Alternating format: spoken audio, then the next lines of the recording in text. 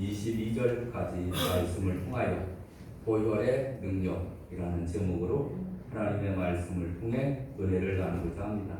우리 다 같이 제목을 따라하겠습니다. 보혈의 능력. 보혈의 능력. 우리 좌와 앞에 계신 분하고 인사하겠습니다. 반갑습니다. 은혜 받으시다.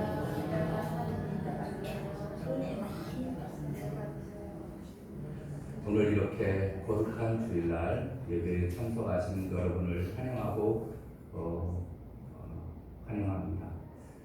하나님의 은혜가 여러분 가운데 충만히 임하게 될 줄로 믿습니다. 여러분, 우리는 아주 오래전부터 사람들의 피는 생명이라고 생각해 왔습니다. 피를 바꾸면 새롭게 살 것으로 생각했습니다. 사람의 피는 참 신비합니다. 사람의 혈관을 한 줄로 이으면 11만 2천 km 정도 됩니다. 지구를 2바퀴 반이나 감을 수 있는 길이라고 합니다. 그런데 심장에서 뇌까지 돌아오는데 걸리는 시간은 8초라고 합니다.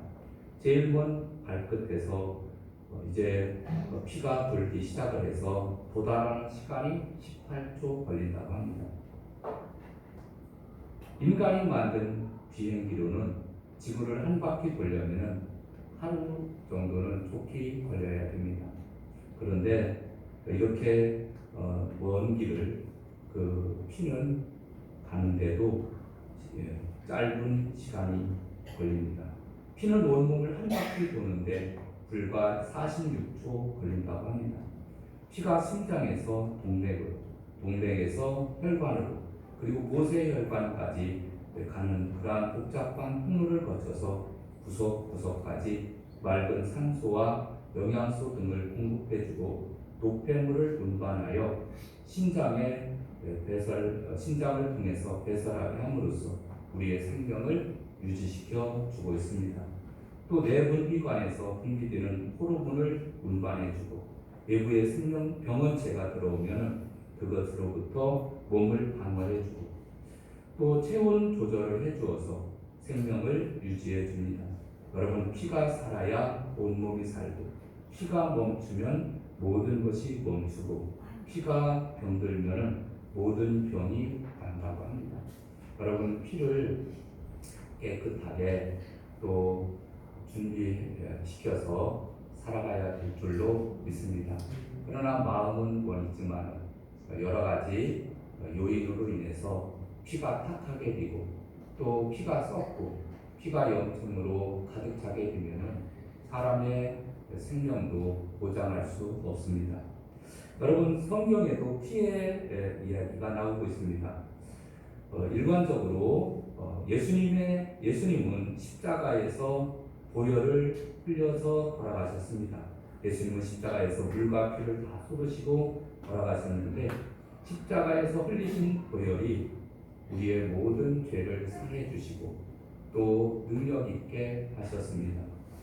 여러분, 종교개혁자였던 마르틴 루터는 재미있는 말을 꺼냈습니다.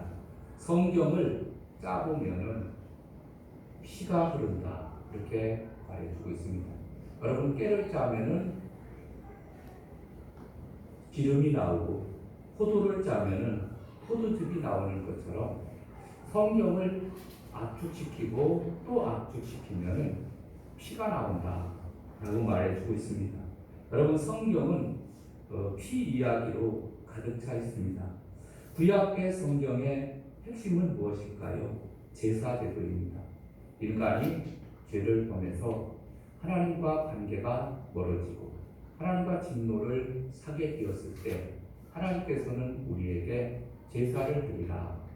그래서 번제, 소제, 화목제, 속죄제, 속건제 이런 제사를 드리라 라고 말씀해 주고 있습니다. 구약을 가만히 보게 되면은 제사 제도에서 핵심은 피예요. 신약의 중심은 예수 그리스도입니다. 예수 그리스도께서 이 땅에 오셔서 인간 구원의 길을 여셨는데 예수 그리스도의 사역의 핵심은 피라고 하는 사실입니다. 여러분, 이렇게 볼 때 기독교는 한마디로 피의 종교입니다. 여러분, 피가 우리를 살리는 줄로 믿습니다. 그걸 어떻게 보면 현대인들은 이 피 이야기를 하면은 이걸 신화처럼 여깁니다. 무지하고 어리석어 보입니다. 혐오스럽고 엽기적이까지도 생각을 합니다. 현대인들은 피의 이야기를 들으려고 하지 않습니다. 손가락질하고 피합니다. 그래서 결국은 구원의 길을 찾지 못하게 되어 있습니다. 많은 현대 그리스도인들은 피 이야기를 외면합니다. 고상한 예수 그리스도의 교훈에 주목하려고 합니다. 여러분, 피 이야기는 되도록 안 하는 것이 좋다. 예수님의 교훈만 가르쳐줘라. 또 자비로우신 예수 그리스도의 성품에만 초점을 맞추려고 합니다. 때론 그분의 능력 있는 사역에 초점을 맞추어서 설교를 해달라고 하는 경우도 있습니다. 여러분, 현대 그리스도인들은 피를 빼놓고 살기 때문에 하나님의 능력을 잊어버렸습니다. 여러분, 오늘 이 시대의 문제는 십자가를 봐도 감각이 없습니다. 예수님의 흐르는 붉은 피를 봐도 관심이 없습니다. 나와 무슨 상관이 있겠습니까? 무관심과 냉담함 가운데 살아가고 있는 우리들의 모습을 보게 됩니다. 여러분, 장례식장에서 가장 안타까운 것이 무엇이냐면은 나이 드신 분들이 노안으로 인해서 돌아가셨을 경우에는 나이가 드셨으니까 돌아가셨구나, 이렇게 좀 안타까워도 덜 안타깝습니다. 그런데 젊은 사람이 돌아가셨어요. 젊은 신혼부부가 돌아갔습니다. 그럼 남편이 교통사고로 세상을 떠났다고 해봅시다. 그 가정에 3살, 5살 난 아이가 있다고 해봅시다. 그 어머니가 얼마나 애통하겠습니까? 그런데 아이들은 그것도 모르고 아빠, 엄마 맛있는 거 깎아 좀 사줘, 이렇게 매달리고 있는, 지금 아버지가 돌아가셔서 지금 장례를 치르고 있는데 그것도 모르고 깎아 사달라고 하는 그러한 모습을 보면서 마음이 미어지는 거예요. 여러분, 우리가 진짜 신앙생활을 할 때 우리 곁다리만은 짚으면 안 됩니다. 여러분, 우리는 원래 우리가 이 피의 복음을 우리가 잘 깨달아야 됩니다. 예수님께서 피를 흘려서 우리의 죄를 사해 주시고 우리를 능력 있게 하시고 우리를 구원해 주셨습니다. 그래서 하나님의 나라에 들어갈 수 있게 된 거거든요. 있습니까? 여러분, 이제 우리가 좀 더 십자가의 보혈을 한번 생각해 보면은, 첫째, 십자가의 보혈은 우리의 죄를 영원히 사해 주신다라고 하는 사실입니다. 여러분, 11절을 한번 읽겠습니다. 11절 말씀. 그리스도께서는 장래 좋은 일에 대해서 영으로 보사 손으로 짓지 아니한 것 곧 이 창조에 속하지 아니한 더 크고 온전한 장막으로 말미암아 라고 말씀해 주고 있습니다. 장래 좋은 일, 여기 보면 장래 좋은 일에 이렇게 말씀해 주고 있습니다. 여러분, 장래에서 제일 좋은 일이 뭘까요? 그것은 죄를 씻음과 하나님께 나아감을 나타내 주고 있습니다. 여러분, 가장 좋은 것은 우리가 죄 씻음을 받고 하나님께 나아가는 것이에요. 이것을 이루었다. 손으로 짓지 아니한 것, 인간이 지은 성전을 통하여 하지 않고 창조에 속하지 아니했다. 예수님의 몸이 창조물이 아니라는 것입니다. 그래서 스스로 계시는 하나님이라고 하는 것을 나타내 주고 있습니다. 그러니까 인간이 지은 어떠한 그러한 것을 통해서 우리가 죄 씻음을 받은 것이 아니라 성전의 제사를 통해서 씻음을 받은 것이 아니라, 그리고 우리는 짓지 아니한 새로운 몸 예수 그리스도께서 인간의 모든 죄를 지시고 십자가에 피 흘려 돌아가셨기 때문에 우리는 죄 사함을 받은 줄로 믿습니다. 피 흘리는 예수님께서 몸이 십자가에 달리심으로 인간을 온전히 속죄하셨다라고 하는 사실입니다. 여러분, 베드로전서 1장 18절에 보면은 우리가 할 거리와 너희 조상이 물려준 행실에서 대속함을 받은 것은 은이나 금같이 없어질 것으로 한 것이 아니요 오직 흠없고 점없는 어린 양 같은 그리스도의 보배로운 피로 된 것이니라. 아멘. 여러분, 은이나 금같이 없어질 것으로 된 것이 아니라 흠없고 점없는 어린 양 같은 그리스도의 보배로운 피로 대속함을 받았다 라고 말씀해 주고 있습니다. 요한일서 1장 7절에 보면 그 아들 예수의 피가 우리를 모든 죄에서 깨끗하게 하실 것이요 라고 말씀합니다. 여러분, 죄는 우리에게 다가오고 있습니다. 그런데 우리에게 다가오는 그 죄는 무엇일까요? 이 세상의 법을 어긴 것이 아닙니다. 물론 이 세상의 법을 어기는 것도 죄입니다. 그런데 여기서 말하는 죄라고 하는 것은 세상의 법을 어긴 죄를 말하는 것이 아니라 사람의 관점에서 지적될 수 있는 것을 말하는 것이 아니라 하나님 앞에서 죄를 말해주고 있습니다. 여러분, 이 하나님을 찾지 않는 것, 하나님을 두려워하지 않는 것, 하나님의 말씀을 따르지 않고 제멋대로 사는 것, 이것이 죄예요. 우리가 죄에서 속죄함을 받았다라고 하는 것은 우리가 알고도 모르고 그리고 알고도 지은 죄가 있고 모르고도 지은 죄가 있잖아요. 그런데 우리는 이렇게 알고도 지은 죄, 십계명에 나오는 그 계명의 말씀을 지키지 못한 죄도 있지만, 그러나 우리는 하나님을 찾지 않거나 하나님을 두려워하지 않거나 하나님의 말씀을 따르지 않고 살아가는 것을 전부 다 죄라고 합니다. 여러분, 에덴 동산에서 보면은 에덴 동산에서 아담과 하와가 뱀에게 속아서 하나님의 말씀을 외면하고 선악과를 따먹었습니다. 여러분, 선악과를 따먹었는데 누구에게 해를 끼친 것이 없습니다. 도둑질하거나 남을 해치거나 남을 괴롭게 하거나 이런 죄를 범하지 않았거든요. 그런데 이 선악과를 따먹음으로 말미암아 하나님의 말씀에 전면적으로 거역하게 되어졌습니다. 그래서 이것을 죄라고 하는 것입니다. 여러분, 우리는 알게 모르게 많은 죄를 범하는데 우리가 삶을 살아가는 가운데서도 우리는 수도 없이 많은 죄를 범합니다.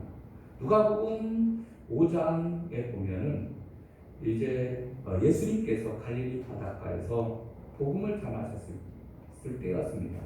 이때 베드로를 만나셨는데 베드로에게 너는 깊은 데로 가서 그물을 내려 고기를 잡으라 이렇게 말씀하십니다.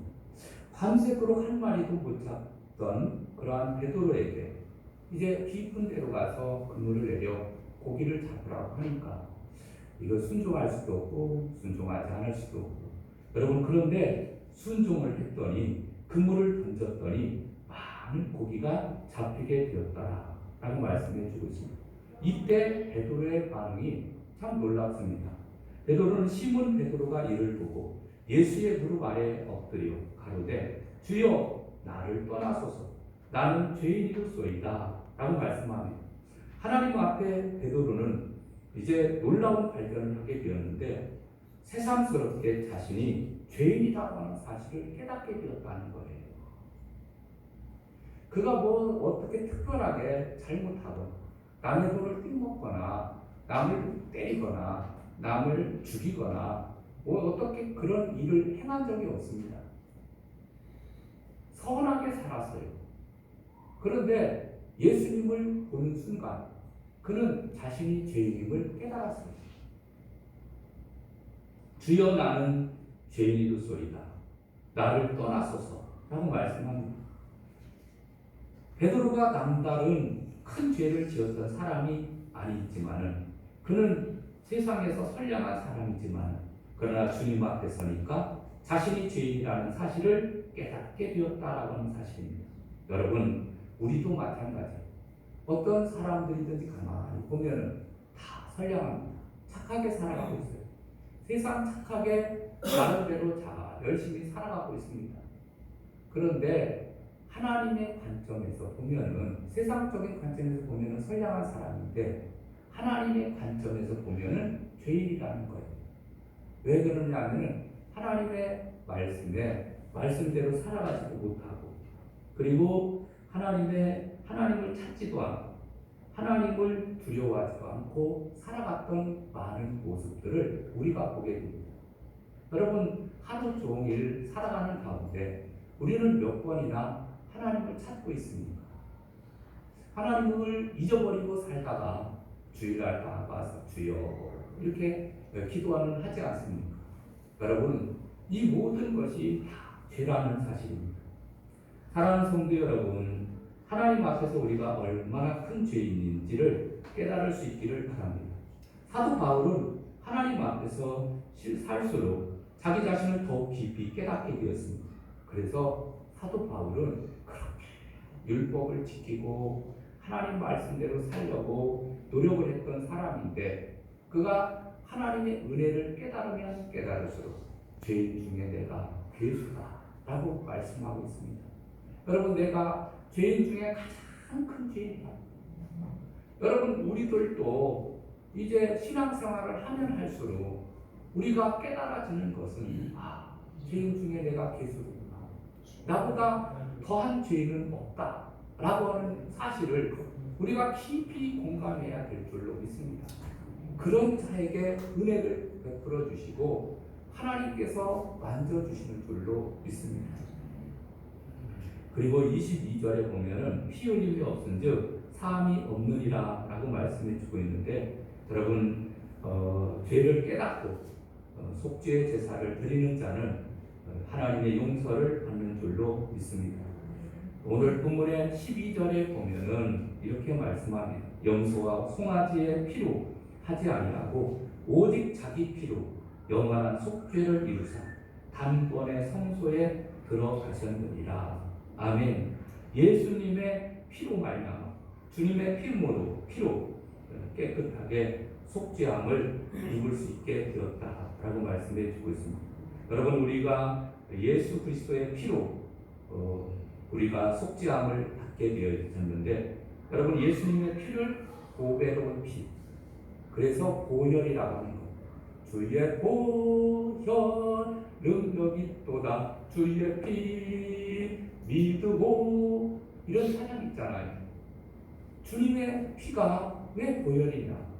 보배로운 피이기 때문에, 우리를 죄에서 사해 주시는 그 보배로운 피이기 때문에, 십자가상에서 흘린 그 보혈은 우리를 구원해 주시는 놀라운 은혜를 우리에게 주시는 줄로 믿습니다. 두 번째, 예수님의 보혈은 성결의 능력입니다. 여러분, 13절 보겠습니다. 13절 보면 이 히브리서인데, 이제 구약에 나오는 모든 제사 제도에 대해서 아주 요약적으로 보여주고 있는 말씀이 히브리서 나오는 말씀입니다. 그래서 13절, 염소와 황소의 피와 및 암송아지의 죄를 부정한 자에게 뿌려 그 육체를 정결하게 하여 거룩하게 하거든 이라고 말씀합니다. 여러분, 죄를 범한 사람이 있으면은 이제 염소와 송아지의 피로 하지 아니하고 자기의 피로 영원한 속죄를 이루사 단번에 성소에 들어가셨느니라. 그때 당시는 염소와 송아지의 피를 가지고 암송아지의 죄를 부정한 자에게 뿌려서 그 육체를 정결하게 했거든요. 그런 예식이 있었는데, 이제는 구약 시대에 행하던 것처럼 그렇게 행하지 아니하고 예수님께서 직접 십자가에 피 흘려 돌아가셔서 우리의 모든 죄를 속해 주셨다라고 하는 사실입니다.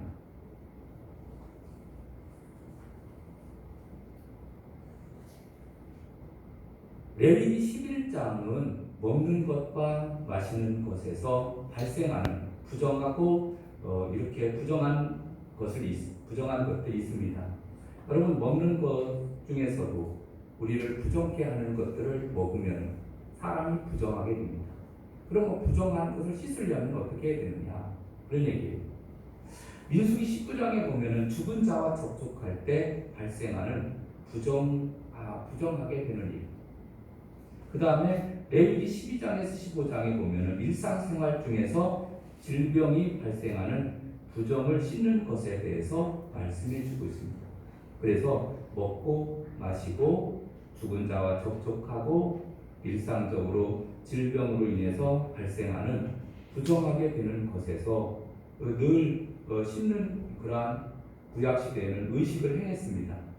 그런데 오늘 본문에 보면 14절 보겠습니다. 하물며 영원하신 성령으로 말미암아 흠없는 자기를 하나님께 드린 그리스도의 피가 어찌 너희 양심을 죽은 행실에서 깨끗하게 하고 살아계신 하나님을 섬기게 하지 못하겠느냐 라고 말씀해 주고 있습니다. 그래서 그리스도의 보혈의 피가 우리에게 남아있는 모든 죄의 흔적들, 죄가 남긴 것을 모두 다 깨끗하게 씻어버린다라고 하는 것을 보여주고 있습니다.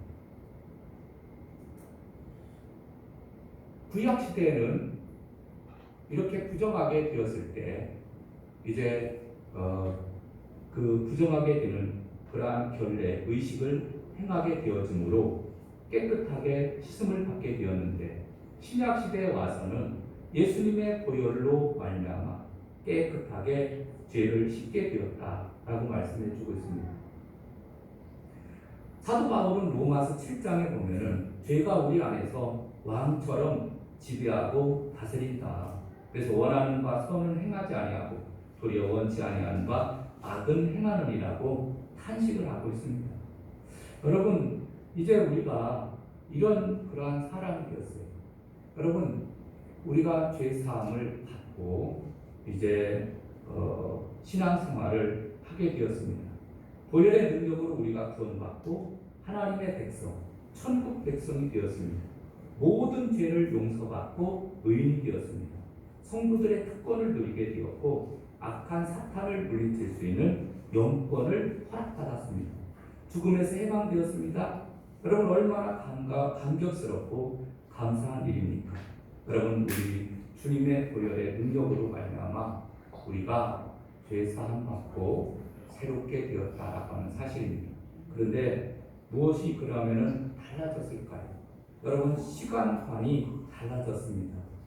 그래서 누구든지 그리스도 안에 있으면 새로운 피조물이라 이전 것은 지나갔으니 보라 새 것이 되었도다. 고린도후서 5장 17절에 말씀해 주고 있는 것 같이 시간관이 달라졌습니다. 여러분, 시간관이 달라졌다라고 하는 것은 AD에서 BC에서 AD로 넘어왔다는 얘기예요. BC는 과거에 이러한 삶에서 BC와 AD는 어떻게 달라지느냐 하면 BC는 Before Christ, 예를 들면 예수님 오시기 전, 그리고 아노 도미네, AD는 아노 도미네, 이것은 예수님 오신 이후 우리가 예수님을 구주로 영접한 사건이 놀라운 변화를 가져오게 되었습니다. 여러분, 예수님을 영접하기 전에는 우리가 죄악 가운데 거해서 우리가 지옥 갈 사람이 되었다 하면 이제는 변화되어서 이제는 천국 가는 그러한 사람으로 변화된 줄로 믿습니다. 이게 바로 하나님을 믿고 안 믿고의 차이가 난다라고 하는 사실입니다. 그 다음에 여러분, 미국의 신학자 라우센 푸시는 죄가 우리 안에서 다음에 세 가지를 만들어내 우리를 고통 가운데 몰아넣는다라고 말씀합니다. 그는 이렇게 말합니다. 첫째, 정욕. 둘째, 이기심. 셋째, 불경험. 정욕, 뜻없는 욕망 속으로 우리를 몰아넣어 고통스럽게 하고, 둘째, 이기심. 자기만을 생각하게 만들어서 공동체 구성원을 모두 함께 고통스럽게 하며, 불경건, 하나님과 철저하게 단절시켜서 하나님이 없는 영적인 어둠 속에서 깊은 영적인 고통을 겪게 한다는 거예요. 그러니까 죄를 범하게 되면은 이제 정욕의 노예, 이기심에 빠지고 불경건에 빠지고, 그런데 여기서 하나 더 나아가서 우리는 죄로부터 우리는 자유를 누려야 될 줄로 믿습니다. 여러분, 우리가 죄가 이러한 것들을 가져다 주는데 여기에서 우리가 해방돼야 돼요. 여기에 묶여 있으면은 우리가 점점 우리가 세상 가운데 헤어나올 수 없습니다. 예수 그리스도의 보혈은 이런 죄가 남긴 흔적들을, 죄의 찌꺼기들을 다 씻어주는 것입니다. 우리의 안에 있는 정욕이 남아 꿈틀거리고, 우리 안에 여전히 이기심이 남아 울출렁거리고, 우리 안에 하나님을 떠나 저 세상의 향락을 뛰어들고 싶은 불경건한 모습이 아직도 살아있다 하면 예수님의 보혈의 능력으로 모든 죄가 사함받아야 돼.